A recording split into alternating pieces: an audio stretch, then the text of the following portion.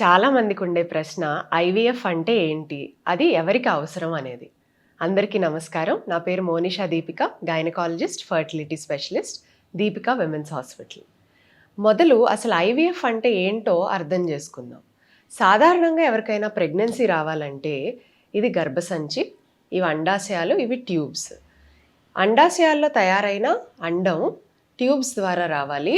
భార్యాభర్తలు కలిసినప్పుడు వీర్య కణాలు కింది దారి ద్వారా రావాలి. అవి కలిసి ఆ తయారైన పిండం ఇక్కడ గర్భసంచి లోపల నాటుకోవాలి. సో నార్మల్గా ప్రెగ్నెన్సీ రావాలంటే ఇవన్నీ సరిగ్గా పనిచేయాలి. ఒకవేళ అండాశయం నుంచి అండం సరిగ్గా రాకపోయినా, ట్యూబ్లో ఎక్కడైనా దారి సరిగ్గా లేకపోయినా, గర్భసంచి లోపల ఏదైనా ఇబ్బందులున్నా, లేదా మగవాళ్లలో ఒకవేళ ఫర్టిలిటీ సమస్యలు, వీర్యకణాలకు సంబంధించిన సమస్యలున్నా ప్రెగ్నెన్సీ రావటంలో ఇబ్బంది కలగచ్చు. మరి ఐవీఎఫ్లో ఏం చేస్తారు? సాధారణంగా ఏవైతే అవే వెళ్లాల్సిన దారి ఉందో మనం ఆ దారంతా కట్ చేసి అండాశయం నుంచి అండాన్ని, వీర్యకణాన్ని తీసుకుని దాన్ని ల్యాబ్లో కలిపి పిండం ఏదైతే తయారవుతుందో దాన్ని పట్టుకెళ్ళి డైరెక్ట్గా ఈ లోపలున్న గర్భాశయం లోపల పెడతాం.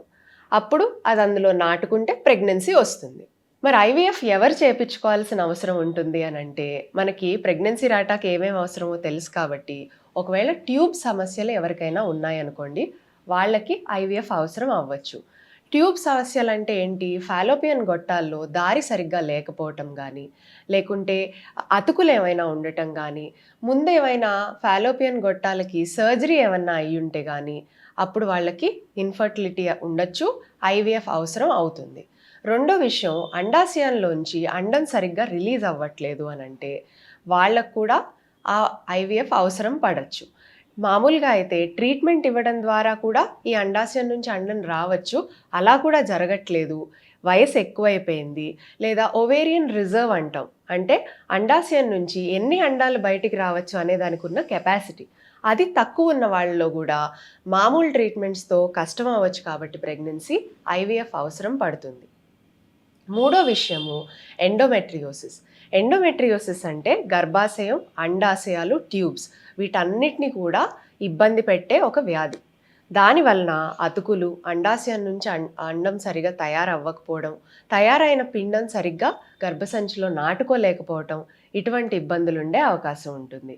ఇది కాకుండా నెక్స్ట్ నాలుగో రీజన్ తీసుకుంటే, మగవాళ్లలో వీర్యకణాల్లో ఏమన్నా ఇబ్బందులున్నా దానివల్ల కూడా ఐవీఎఫ్ అవసరం పడే అవకాశం ఉంటుంది.